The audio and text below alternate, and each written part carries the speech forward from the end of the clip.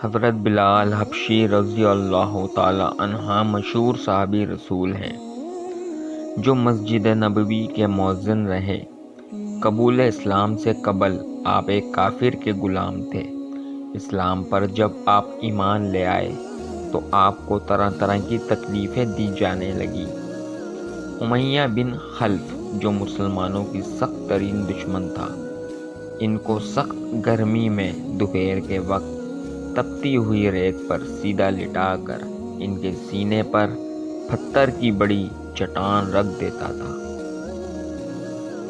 تاکہ وہ حرکت نہ کر سکے، اور چاہتا تھا کہ آپ یا تو اس حال میں مر جائیں یا زندگی بچانے کے لیے اسلام سے ہٹ جائیں۔ مگر وہ اس حالات میں بھی احد احد کہتے تھے، یعنی معبود ایک ہی ہے۔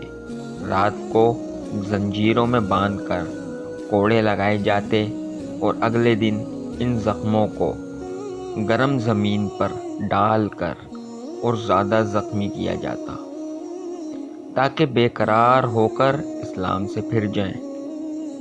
حضرت ابو بکر صدیق رضی اللہ تعالی عنہ نے جب آپ کو اس حالات میں دیکھا تو ان کو خرید کر آزاد کر دیا۔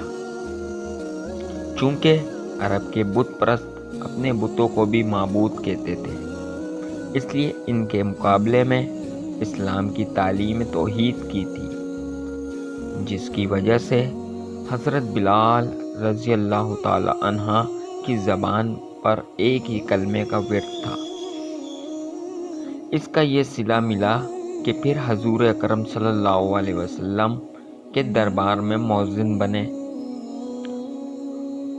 اور سفر و حضر میں ہمیشہ اذان کی خدمت کی ان کی سپرد ہوئی۔ حضور صلی اللہ علیہ وسلم کے وصال کے بعد مدینہ طیبہ میں رہنا اور حضور صلی اللہ علیہ وسلم کی جگہ کو خالی دیکھنا مشکل ہو گیا، تو آپ نے ارادہ کیا کہ میں اپنی زندگی کے جتنے دن ہیں جہاد میں گزار دوں۔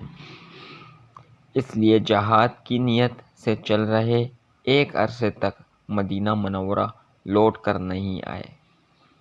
ایک مرتبہ حضور صلی اللہ علیہ وسلم کے خواب میں زیارت کی۔ آپ صلی اللہ علیہ وسلم نے فرمایا کہ بلال، یہ کیا ظلم ہے، ہمارے پاس کبھی نہیں آتے؟ تو آنکھ کھلنے پر مدینہ طیبہ حاضر ہو گئے۔ حضرت حسن رضی اللہ تعالی عنہ اور حسین رضی اللہ تعالی عنہ نے اذان کی فرمائش کی۔ لاڈلوں کی فرمائش ایسی نہیں تھی کہ انکار کی گنجائش ہوتی۔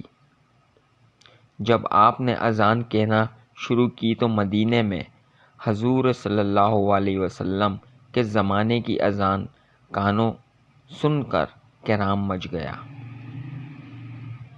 عورتیں تک روتی ہوئی گھروں سے نکل پڑیں۔